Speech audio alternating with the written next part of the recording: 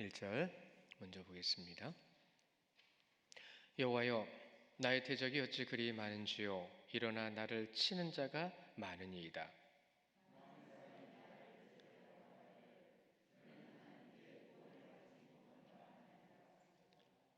여호와여, 주는 나의 방패시오 나의 영광이시오 나의 머리를 드시는 자이시니이다.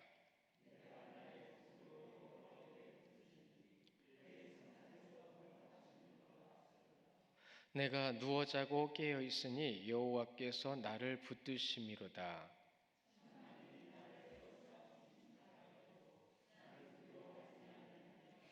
여호와여, 일어나소서. 나의 하나님이여, 나를 구원하소서. 주께서 나의 모든 원수의 뺨을 치시며 악인의 일을 꺾으셨나이다. 구원은 여호와께 있사오니 주의 복을 주의 백성에게 내리소서. 셀라. 아멘. 성경은 하나님에 관해서 쓴 것이 성경입니다. 그렇죠? 이 하나님에 관하여 기록된 거룩한 책이 성경인데, 이 성경을 보면은 여러분 어떤 인물이라든가 사건들이 이렇게 부각되는 일들이 참 많죠. 그런데 그 인물이나 사건들이 부각되는 이유가 있습니다. 한 인물이나 사건이 중요해서가 아닙니다. 중요한 것은 그들을 통해서 중요한 무엇인가를 나타내는데 그 무엇인가가 하나님이십니다. 그러니까 그들의 인물과 어떤 사건에 대해서 중요하게 기록하는 것은 오직 그들을 통해서 하나님이 어떤 분이신지를 나타냈기 때문에 그들이 기록되는 거예요. 그러니까 우리 말씀을 볼 때에는 인물 중심으로 보면 안 돼요. 사건 중심으로 보면 안 돼요. 오직 하나님 중심으로 봐야 되는 겁니다. 하나님이 이 사람을 왜 세우셨을까? 이 사건은 왜 있었을까? 여러분, 다윗의 시가, 아니요, 이 시편의 시가 몇 편이죠? 전체가? 150편이잖아요. 이 150편 중에서 다윗의 시가 자그마치 장장 절반이나 되는 73편이나 돼요. 그러니까 이 시편만 보더라도 다윗이 얼마나 중요한 위치를 차지하고 있는지 우리는 알 수 있어요. 그런데 다윗이 중요한 것이 아니라고 그랬잖아요. 특히나 이 73편 안에 이 모든 시가 다 다윗이 쓴 것은 아니에요. 그런데 왜 다윗의 시라고 그랬을까요? 그것은 이것 때문입니다. 다윗이 경험한 것을 그들도 똑같이 경험했기 때문에 다윗이 경험한 것과 똑같은 것을 통해 대표성으로 다윗의 시라고 얘기하는 겁니다. 물론 몇 편 정도 그래요. 그러면 이것이 뜻하는 것이 무엇이냐는 겁니다. 하나님을 경험한다는 것은 다윗의 고백과 같은 고백을 할 수 있게 된다는 뜻이 되는 거예요. 여러분 잘 알고 계시잖아요. 다윗이 어떤 사람인지. 하나님을 경험하지 못하면 여러분 다윗이 경험한 하나님을 경험할 수가 없습니다. 그래서 안타까움이라는 말을 가끔 쓰지요. 아니요, 자주 씁니다. 놀라운 어떤 사건을 통해서가 아니라 여러분 다윗은요, 내 안에 평안을 주시는 하나님을 많이 경험했어요. 그것이 오늘 말씀에 나오거든요. 여러분 시편을 통해서 다윗이 하나님을 어떻게 고백했고 어떻게 섬겼는지를 확인할 수 있는 기회를 가지셔야 돼요. 이 시편 전체를 통해서요. 그래서 이러한 섬김의 삶 가운데서 그가 무엇을 경험했는지를 우리는 똑같이 경험할 수 있다는 것을 여러분이 믿으셔야 됩니다. 시편 3편의 기록을 보면 여러분 제목이 뭐라고 되어 있어요? 다윗이 그의 아들 압살롬을 피할 때 지은 시라고 되어 있습니다. 아들이 아버지를 지금 모반했어요. 음모하고 배반해서 죽이려고 하고 있어요. 누가요? 아들이요. 그 아들이 그러고 있는 것을 통해서 1절에 뭐라고 고백하고 있어요? 어찌 그리 많은지요. 누가요? 대적자들이요. 대적하려는 자들이 그렇게 많은가? 왜? 그러면서 압살롬이 칼을 들고 쫓아올 때 그는 예루살렘 궁정을 등지고 떠났습니다. 피신한 거예요. 방황하는 길로 올라섰어요. 극심한 고난으로 인하여 그는 너무나도 힘든 자리로 나아가고 있습니다. 여러분, 한 인간의 극심한 고난, 그 고난 가운데서 방황하는 모습, 근데 여러분 여기서 위대함이 나타나지 않나요? 여기서 나타나는 위대함을 우리는 찾아야 되는 거고요. 또한 우리는 알고 있습니다. 무엇 때문이에요? 그 능력은 누구의 능력이라는 거죠? 그것이 하나님의 능력이라는 것을 알려주시는 거예요. 여러분 잘 아시지만 다윗은요 칼을 잘 쓰는 사람이 아니었어요. 돌멩이는 좀 던질 줄 알았어요. 근데 그 돌멩이를 던질 줄 알았지 그 돌멩이에 힘을 실어주시는 분은 누구셨어요? 돌멩이가 이마에 박힐 정도로 힘센 사람은 없습니다. 칼을 잘 쓰는 것도 아니었어요. 학식과 학문이 좋은 것도 아니었어요. 그렇죠? 또한 그에게는 어떤 재능이 많은 것도 아니었어요. 다윗에게 있는 것 딱 한 가지를 꼽는다면 무엇이었냐면 오직 여호와 하나님만을 신뢰하는 것. 그것만이 다윗이 가지고 있는 유일한 능력이었습니다. 그 능력을 통해서 그의 삶 가운데 나타나는 게 뭐예요? 작은 목동, 가족조차도 소외시킬 만큼 두드러질 만한 것이 없었던 작은 목동이 하나님의 놀라운 역사를 일으키기까지 무엇 때문에 그렇게 능력이 그에게 나타났을까요? 그것은 오직 여호와만을 신뢰하고 그 앞에 진실했다라는 겁니다. 여러분 틀리지 않아요? 창세기부터 요한계시록까지 꼼꼼히 읽어보세요. 그 가운데 쓰임받은 사람들에게 나타난 공통점이 그겁니다. 안타깝지만 놀라운 얘기를 말씀드릴까요? 신약에 와서 예수님께서 병을 고쳐주실 때에 일어나라, 눈을 뜨라, 일어나 걸으라, 네 자리를 들고 가라 라고 할 때에 또 다른 사람 아무도 없습니다. 그냥 말씀하신 대로 한 거예요. 역사가 나타났습니다. 거기에는 주님의 말씀에 대한 신실한 믿음, 진실한 행함이 있었던 거예요. 그냥 가는 거예요. 그냥 가는 거예요. 그럴 때 나타난 능력, 그들에게는 그러한 믿음이 없기 때문에 주님께서 그들의 마음 가운데 모든 것을 다 내려놓고 오직 누군가 나에게 말만 하면 따르겠다라고 하는 아주 진짜 지푸라기라도 잡고 싶은 심정 가운데 밑바닥에 있는 자에게 일어나세요. 그럼 그냥 가는 거예요. 그러한 심령으로 주님 앞에 서 있는 자들에게 말씀하실 때에 그들에게는 믿을 수 있는 능력과 믿음을 주셨습니다. 여러분에게도 믿음을 주실 줄 믿으시기 바랍니다. 여러분은 그 믿음을 가질 수 있고요. 주님께서 주신다고 약속하셨어요. 시편 3편의 시작이 뭐죠? 여호와라고 시작되고 있습니다. 여호와. 우리가 성경에 보면 하나님의 호칭이 참 여러 가지가 나오잖아요. 근데 오늘 여기서 여호와라는 이 호칭에 대해서 좀 먼저 말씀을 좀 드리면 이 여호와라는 호칭은 스스로 있는 자라는 뜻입니다. 또 하나가 있어요. 뭐냐면 언약을 지키시는 자라는 뜻이에요. 그러니까 성경에서 여호와라고 부를 때마다 그들에게 무엇이 절박한지를 한번 보십시오. 바로 그것입니다. 전능하신 하나님을 찾을 때 또한 언약을 지켜달라고 구할 때 여호와 나의 하나님이라고 불렀단 말이죠. 여러분도 그렇게 부르십시오. 그러나 우리에게는 예수 그리스도의 십자가가 있잖아요. 그렇죠? 구약이고 신약이고 무엇을 상관없습니다. 우리에게 주시는 믿음의 하나님을 그렇게 부르시기 바랍니다. 응답하실 거예요. 어떠한 상황과 어떠한 고통과 힘듦 속에서도 그러한 고백을 했던 그들을 우리는 성경에서 찾을 수 있어요. 그렇지 모든 힘들고 어려운 가운데 있을지라도 다윗은요 오직 하나님만을 의지했다라는 오직 여호와 하나님뿐이셨다라는 고백을 끝없이 하잖아요. 끝없이 하잖아요. 모든 상황 속에서 하나님, 그 하나 앞에 솔직히 하나님이 성실하시거든요. 하나님은 성실 자체시거든요. 근데 우리는 그 성실을 못 따라가요.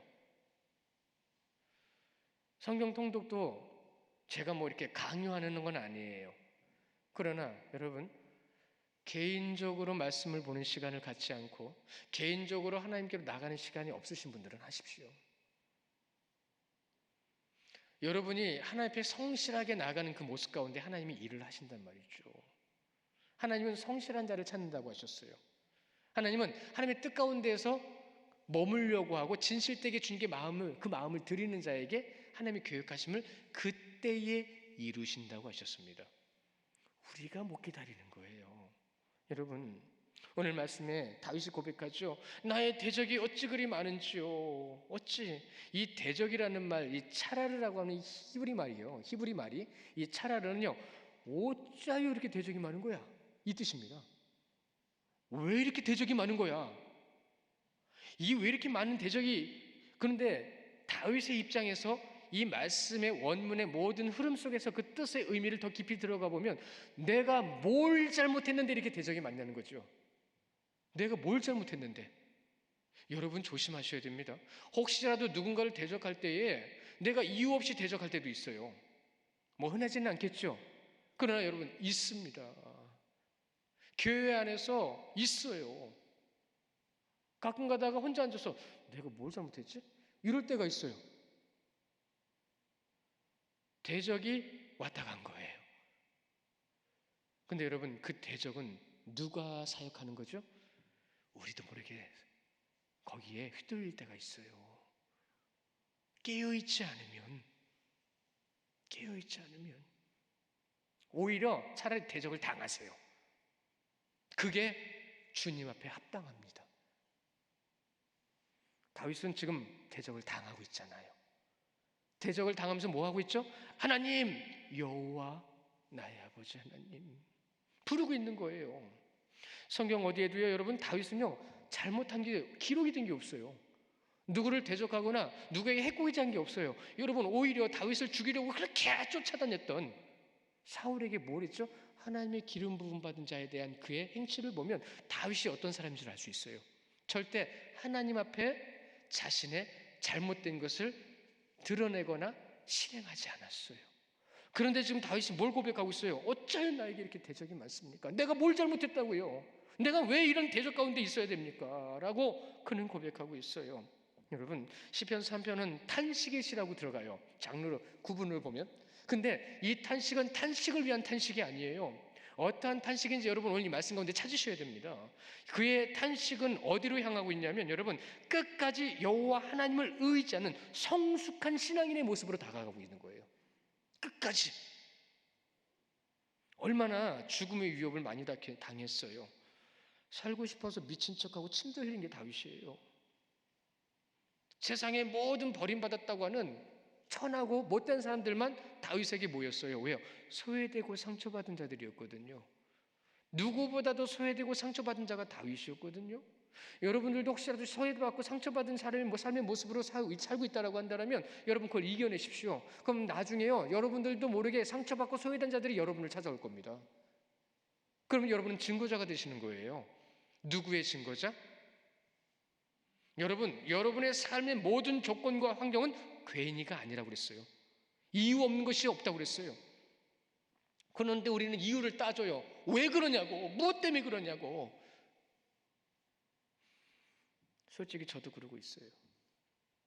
다윗이 어떤 상황에서도 하나님을 어떻게 의지했는지 오늘 고백에서 우리는 확인하고 있잖아요. 2절에 보십시오. 많은 사람들이 나를 대적하여 말하기를 그는 하나님께 구원받지 못한다 하나이다.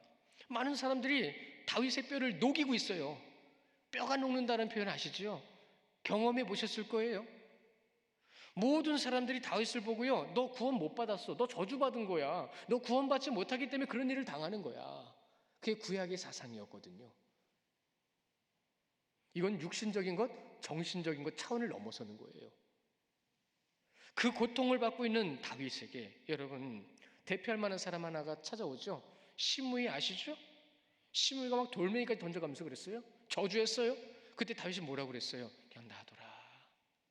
그냥 놔둬라.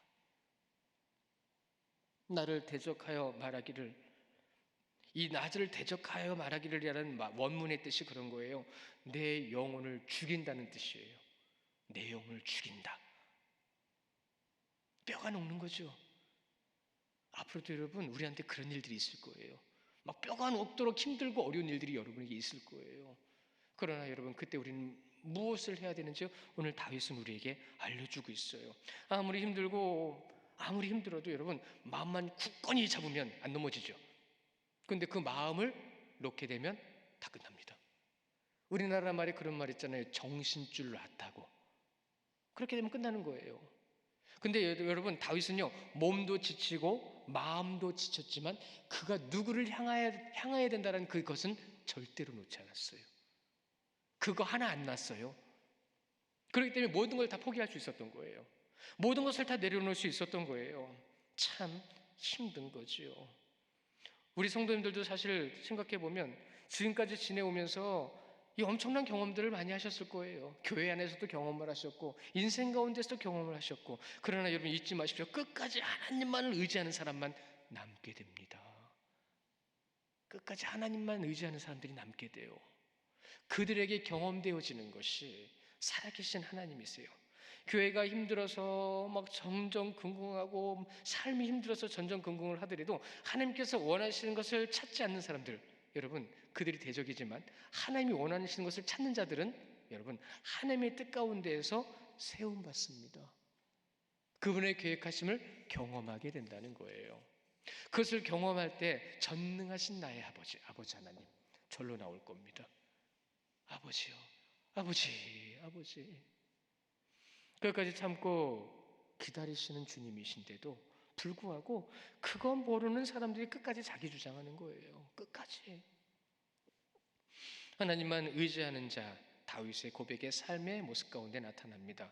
이렇게 고백하는 것 가운데서 오늘 말씀해 보니까는 첫 번째 시편에서 나오는 이 추임새가 나오죠. 우리나라 말로 추임새라고 표현하면 딱 맞아요.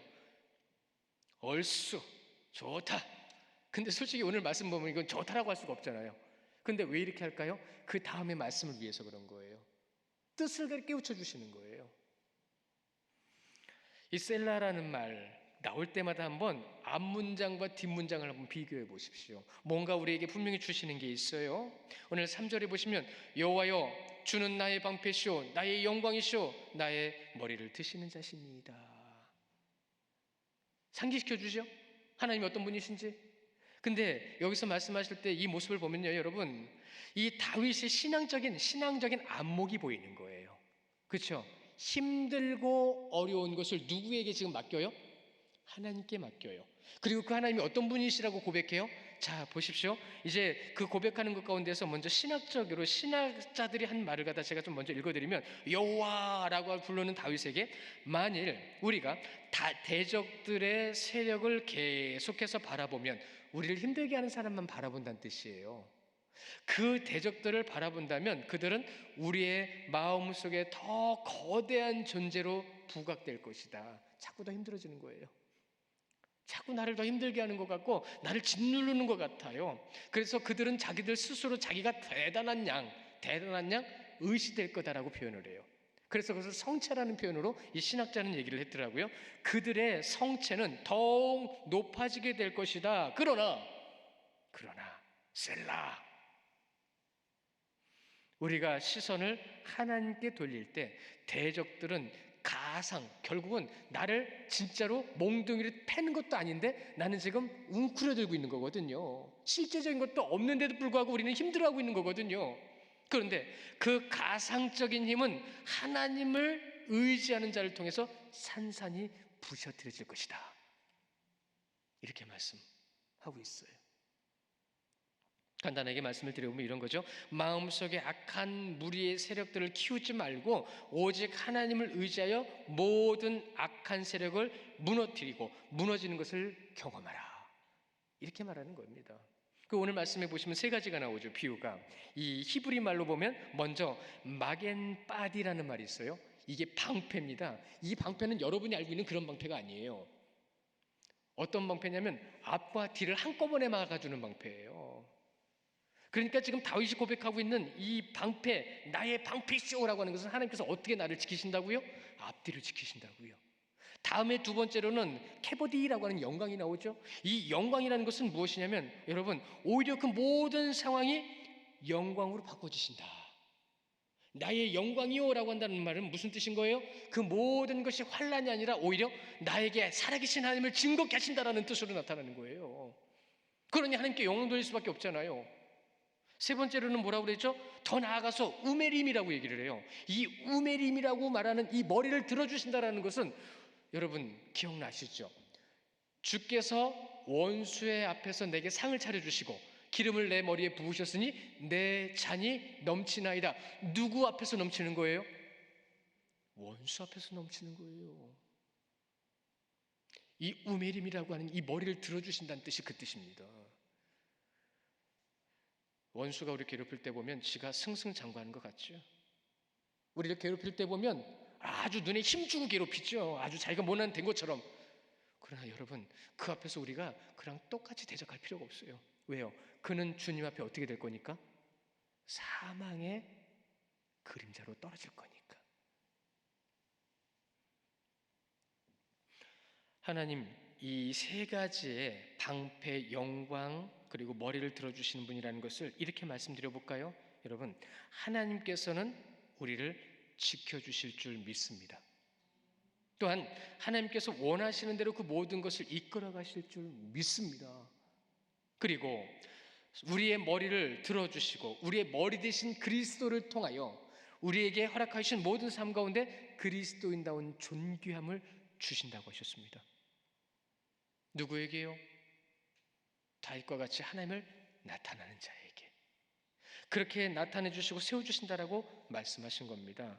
다윗은 자신이 처한 고난의 폭풍 속에서요, 이러한 고백을 하면서 하나님께 영광을 올려드리고 있어요. 이 절규에 가까운 탄식을 가지고 하나님께 고백하는 다윗의 모습, 하나님의 뜻이라면 이 모든 것이 그 뜻대로 이루어질 것인데 하나님께서 이기게 하시고 그 가운데 영광은 능력으로 주시고 그것을 확신 있는 믿음으로 서 있었던 겁니다.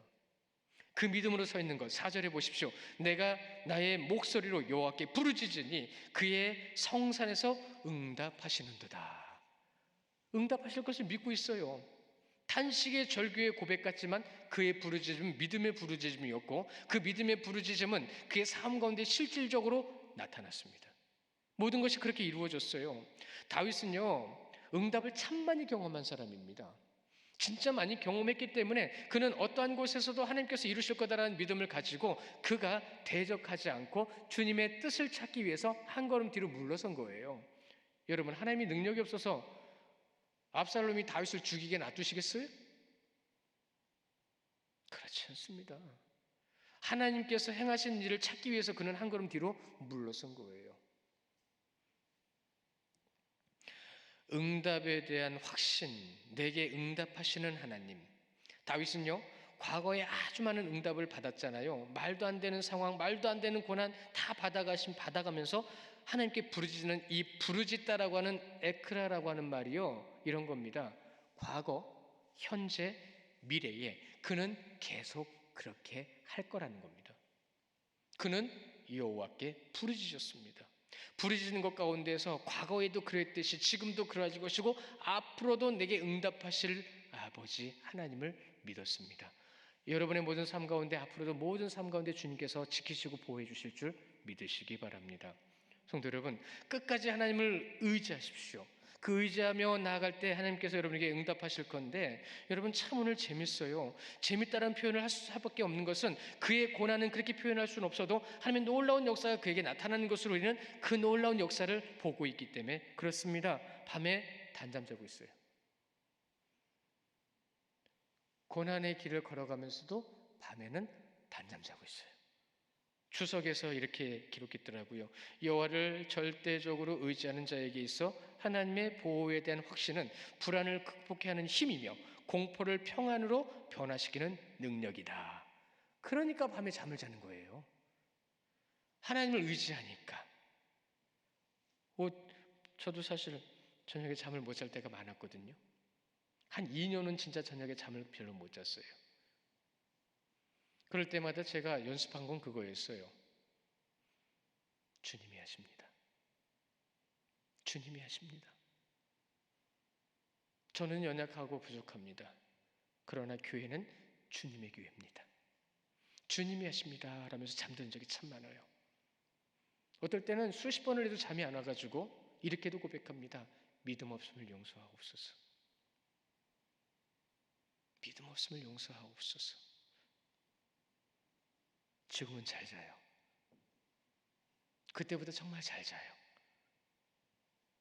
그리고 잠을 설치는 경우는 별로 없어요, 지금은. 그럼에도 불구하고 제가 고백하는 것 중에 끝없는 고백은 이겁니다. 나의 믿음 없음을 용서하옵소서. 다윗은 자잖아요. 다니엘도 잤어요.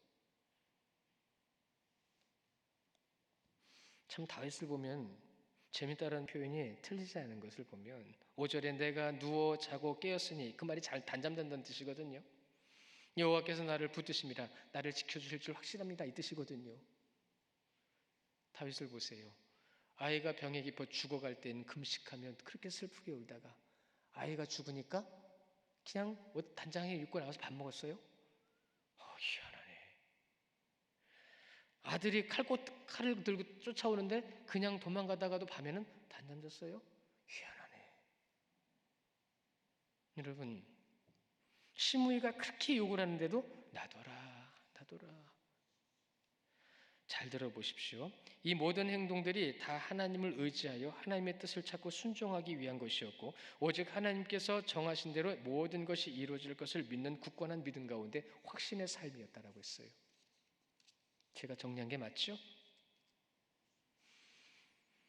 시편 3편의 시작이 분명히 대적이 어찌하여 그리 많은지요라고 얘기했으면, 고백했으면, 기도했으면 그것이 물리쳐져야 되는데 6절에 보세요. 이제는 뭐라고 얘기하죠? 6절 우리 같이 읽어볼까요? 시작. 천만인이 나를 애워싸 진친다 하여도 나는 두려워하지 아니하리이다. 더 많은 이들이 나에게 와서 대적을 해도 나는 두려워하지 않겠다. 시작이 대적인데 끝도 대적으로 끝납니다. 그러나 무엇으로 끝나죠? 시작은 힘들고 어려운 걸로 시작됐지만 끝은 두려움이 없음으로 끝납니다. 우리가 하나님의 말씀 가운데서 이 놀라운 고백을 찾아야 합니다. 다윗이 그렇게 고백한 것 가운데서 그 놀라운 역사가 분명히 있다는 것을 얘기하는데, 여러분, 하나님의 응답은 인간의 생각과 분명히 다르다고 했습니다. 내가 원하는 때가 아니라 하나님께서 원하시는 때에 응답하신 것이 바르고 정당하다는 것을 다윗은 고백했어요. 그래서 그는 흔들리지 않을 수 있었던 겁니다. 7절에 그렇게 간구하잖아요. 여호와여 일어나소서, 나의 하나님이여 나를 구원하소서. 주께서 나의 모든 원수의 뺨을 치시며 악인의 이를 꺾으셨나이다. 그렇게 역사하신 하나님, 일하신 하나님을 본 겁니다. 제가 말씀 한 절 긴 거지만 잠깐만 좀 읽어드릴게요. 하나님께서 분명히 구하는 자에게 응답하실 거다라는 것을 이 에스겔서 36장 36절부터 37절까지 세 절의 말씀에 이렇게 기록하고 있는데요. 너희 사방에 남은 이방 사람들이 나 여호와가 무너진 곳을 건축하며 황폐한 자리에 심은 줄을 알리라. 이방인들은 그것이 안 될 거라고 믿었거든요. 나 여호와가 말하였으니 이루리라. 포로에서 돌아왔습니다. 황폐해져서 아무것도 다시 소생할 수 없을 것 같은 가운데에 누구의 능력이 나타난다고요? 하나님의 능력이 나타나는 것으로 주 여호와께서 이같이 말씀하셨느니라. 그래도 이스라엘 족속이 이같이 자기들에게 이루어 주시기를 구하여야 할 것인데 구할 때에 하나님께서 그 뜻을 이루시리라. 여러분이 구하십시오. 여러분이 성도라고 한다면 성도로서 간구하십시오. 여러분의 간구하심을 분명히 이루어 주실 겁니다. 우리는 그 믿음 가지고 살아가는 거예요. 그래서 소망을 가지십시오. 힘을 내십시오. 여러분, 하나님께서 여러분을 지켜주실 줄 믿습니다. 다윗은 응답하시고 회복시키시는 하나님을 많이 경험했기 때문에 이제는 일어나실 때가 됐잖아요. 주님, 이제는 일어나세요. 일어나소서라는 말이 원문의 뜻이요, 빠르게 신속하게 지금이요 라는 뜻이에요. 그런데 이 빠르고 신속하고 그렇게 해주세요 라는 뜻이 어디 중심이 되어 있냐면, 여러분, 자신의 기도 제목의 간구함 속에 있지 않았습니다. 그는 고난과 고통과 어려움을 하나님께 말씀을 드렸지만 그가 지금 일어나소서라고 하는 이 말의 뜻은 이런 겁니다. 살아계신 하나님이 빨리 나타나기를 원합니다. 저들의 모든 삶 가운데에 살아계신 하나님의 증거가 나타나기를 원합니다.